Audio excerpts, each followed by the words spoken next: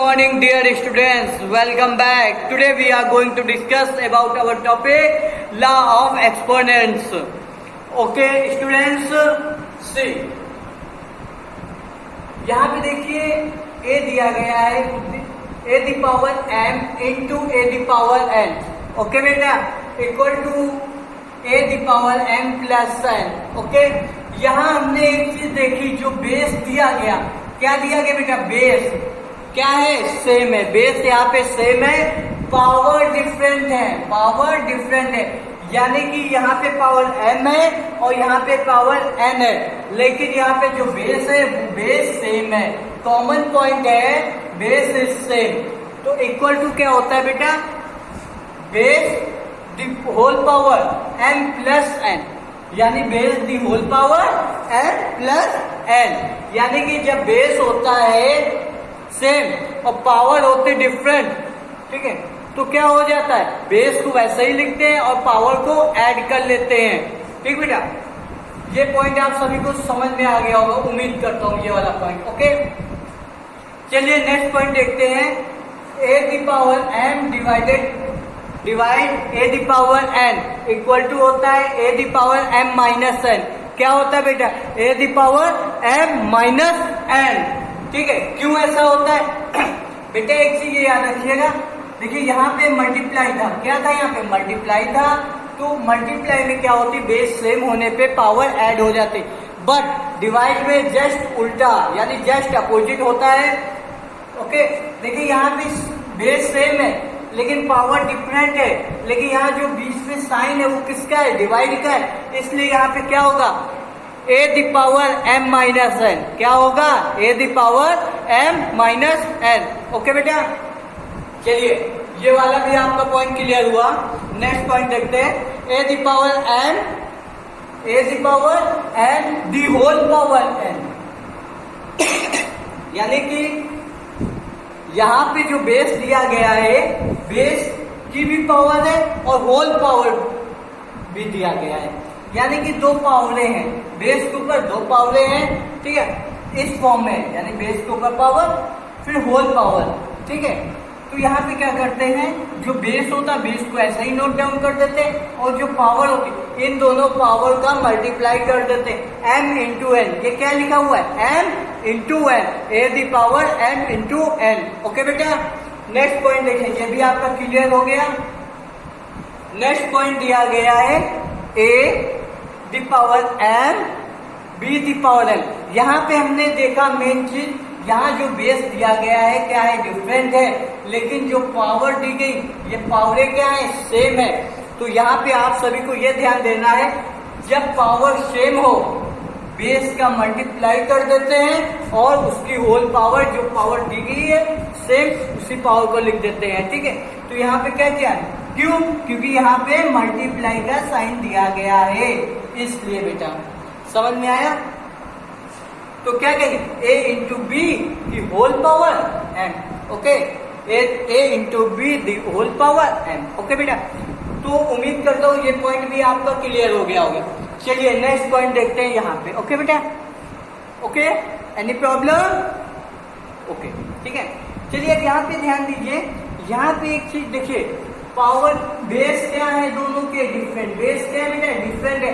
Power same है, लेकिन बीच में जो साइन है वो किसका है? डिवाइड का. साइन किसका है बेटा? डिवाइड का दिया गया. तो यहाँ पे अदर रूल फॉलो होगा. यहाँ पे ये होगा बेटा a upon m the whole power m, a upon b the whole power m. Okay, ध्यान दीजिए. यहाँ पे देखिए बेस जो है सेम दिया गया है, a और b दिया गया और दोनों के ऊपर पावर लगी हुई है m, और बीच में साइन किसका दिया गया है? डिवाइड का दिया गया. तो यहाँ पे क्या लिखेंगे? a upon b whole the whole power m. Okay बेटा, इतना आप सभी को समझ में आ रहा है? Very good. ओके, चलिए ये पॉइंट भी आपका क्लियर हुआ. नेक्स्ट पॉइंट पे जाते हैं. देखिए बेटा, यहाँ पे एक चीज ध्यान दीजिए. यहाँ पे very important this point is a very important. a upon b क्या दिया गया बेटा? a अपॉन बी दिया गया, होल पावर जो दी गई वो माइनस में दी गई। किस में दी गई बेटा? माइनस में दी गई। एक चीज हमेशा याद रखिएगा आप, always you remember it, any number whole power minus value कभी उसकी हम फाइंड नहीं कर सकते। यानी कोई भी नंबर दिया जाए और उसकी पावर माइनस में दी जाए और बोला जाए आपसे फाइंड आउट द वैल्यू, यानी फाइंड द वैल्यू, तो आप उस नंबर की वैल्यू नहीं निकाल पाएंगे। क्यों? कभी निकल नहीं सकता। कभी भी पावर माइनस में होगी, ठीक है, उस नंबर की वैल्यू कभी हम नहीं निकाल सकते। तो उसके लिए एक तरीका है उस नंबर की वैल्यू निकालने का, डायरेक्ट नहीं निकाल सकते हम। यहाँ क्या बोलना चाहिए? डायरेक्ट नहीं निकाल सकते। तो ये जब पावर माइनस में दी गई तो इसका हम डायरेक्ट, ये नहीं कि उस नंबर जो दिया गया है नंबर के ऊपर जो पावर माइनस में, उसी नंबर का उतने टाइम्स मल्टीप्लाई कर दे जैसा कि हम पावर में करते हैं। बट यहाँ पे ये नहीं फॉलो होगा। यहाँ पे आपको ये ध्यान देना है कि जो आपको नंबर दिया गया, यानी जो बेस दी गई, उसकी जो पावर दी गई है, बेस दी पावर अगर माइनस में, फर्स्ट ऑफ ऑल आपको ये करना है जो बेस है, बेस की पावर, उस पावर को प्लस बनाइए। प्लस बनाने के लिए आप हमेशा एक चीज याद रखिएगा, क्या हो जाता है, जैसे यहाँ पे दिया गया है न्यूमरेटर अपॉन डिनोमिनेटर, ठीक है, कि होल पावर माइनस n दिया गया। तो यहाँ पे हमने क्या किया, जो न्यूमरेटर था, ठीक है, ध्यान दीजिए a अपॉन b, जो न्यूमरेटर था वो डिनोमिनेटर बन गया, जो डिनोमिनेटर था वो न्यूमरेटर बन गया, यानी जो अंश था वो हर बन गया, जो हर था वो अंश बन गया, कि होल पावर है। अब यहाँ पे पावर आ गई आपकी प्लस में, ठीक, आप सॉल्व कर सकते हैं, ठीक। अगर बाय द वे आपको पावर न दी जाए, यहाँ पे देखिएगा इसका एग्जाम्पल, मतलब किसी चीज का एक छोटा सा फॉर्मेट है, ध्यान दीजिए, ठीक है। यानी कोई भी नंबर दिया जाए, जैसे a the power minus n, और यहाँ पे न्यूमरेटर और डिनोमिनेटर नहीं है, ओनली आपका यहाँ पे सपोज कीजिए नेचुरल नंबर है, या आप समझिए यहाँ पे कोई नंबर दिया, तो अब इसको हम पावर प्लस बनाने क्या करेंगे, 1 अपॉन में, यानी कि इसके नीचे 1 मान लो, होगा कि नहीं, होगा ना बेटा, वेरी गुड, 1 होगा। तो अब इसके यानी कि कोई भी नंबर है उसके नीचे 1 मानने में कोई प्रॉब्लम नहीं, प्रॉब्लम ना, तो बस वही कर दीजिए यहाँ पे 1 upon n the whole power n, 1 upon a की होल पावर n, या फिर आप कर दीजिए पूरे में पावर n लगाना चाहे लगा सकते, क्योंकि जो 1 होगा 1 के ऊपर कोई भी पावर लगा दे, जैसे 1 के ऊपर 2 पावर लगा दे तो 1 into 1 यानी 2 टाइम्स 1 है, यानी 1 पे चाहे कोई भी पावर लगी हो उसका रिजल्ट हमेशा 1 आती, चाहे जितनी पावर लगी हो।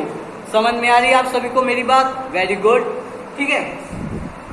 तो ये पॉइंट आपका 100% क्लियर हो गया होगा, उम्मीद करता हूं मैं, ठीक है बेटा। चलिए ये पॉइंट भी क्लियर। अब नेक्स्ट पॉइंट देखते हैं। यहाँ पे दिया गया a upon b whole power 1 equal, sorry, a upon B the whole power 0 equal to 1, ठीक है। तो यहाँ पे न्यूमरेटर अपॉन डिनोमिनेटर दिया गया और उसकी होल पावर 0 है, इक्वल टू 1 आंसर आया है। एक चीज आप हमेशा याद रखिएगा, any number whole power 0 value is 1। किसी भी नंबर की पावर अगर 0 है, किसी भी नंबर की पावर अगर 0 है तो उसकी वैल्यू ऑलवेज 1 आती है। समझ में आ गया सभी लोग को? ओके, ये पॉइंट आपका क्लियर हुआ कि नहीं हुआ? इससे आप याद कर लीजिए, ठीक है। समझ में आ रही मेरी बात आप सभी को? इससे आप याद कर लीजिए, ठीक है। न्यूमरेटर अपॉन डिनोमिनेटर में भी कोई नंबर दिया गया और उसकी होल पावर 0 है तो वैल्यू उसकी 1 हो जाएगी। अब इस जगह पे आप ये मत कह दीजिएगा सर ये दिया गया 1 दी होल पावर, सॉरी यहाँ पे 4 ले लेते, 3 दी होल पावर 0 अपॉन 2।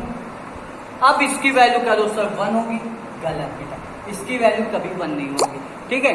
देखिए पावर किसके ऊपर 0 लगी है, 0 3 के ऊपर ना, तो 3 की वैल्यू 1 हो जाएगी अपॉन 2। ये समझ में आ गया आप सभी को? वेरी गुड, ठीक है। ये चीज आप ध्यान देते चलिए, ओके बेटा सभी लोग, ठीक बेटा, ठीक। अब नेक्स्ट पॉइंट दिया गया आपको, ये वाला भी पॉइंट क्लियर हो गया आपको। ठीक है। नेक्स्ट पॉइंट दिया गया है A the whole power 0 equal to 1, यानी ए यहाँ पे कोई भी नंबर है, यानी नेचुरल नंबर भी मान लीजिए, यहाँ पे ए क्या है, नेचुरल नंबर है कि होल पावर 0 दी गई है तो value is 1, value is 1। Okay, यहाँ पे कोई भी नंबर हो सकता है, किसी भी नंबर की पावर 0 दी जाए उसकी वैल्यू 1 होगी। ठीक है, यहाँ दोनों पे पावर 0 लगी है। ठीक है, आप इसको ये भी लिख सकते हैं A the whole power 0, B the whole power 0 और A the power 0 value is 1, B the power 0 equal to value is 1 और 1/1 को भी 1 लिखा जा सकता है। ठीक है, चलिए आपको यहाँ पे दिखाई नहीं दिया है तो चलिए मैं इधर डिस्कस कर देता हूँ। एक पॉइंट देख, जैसे ये है, ठीक है, ये वाला पॉइंट डिस्कस कर देना जरूरी ज्यादा इसलिए पड़ रहा है क्योंकि कई बच्चे कंफ्यूज होते हैं। देखिए यहाँ पे जो पावर लगी 0, ये दोनों के पास, न्यूमरेटर के पास भी है और डिनोमिनेटर के पास भी, यानी कि इसको हम ऐसे भी लिख सकते हैं ना, A the power 0 upon B the whole power 0। Okay बेटा, ठीक है, तो जब A the power 0 value is 1, B the whole power value is 1, 1/1 को 1 लिख सकते हैं ना। समझ में आ रहा है आप सभी को मेरी बात? Very good. ओके, तो जितने भी मैंने ये कॉन्सेप्ट आपको बताए हैं लॉ ऑफ एक्सपोनेंट्स में, उम्मीद करता हूँ आप सबको अच्छे समझ में आ गया होगा। ठीक है, thank you watching the video, best of luck.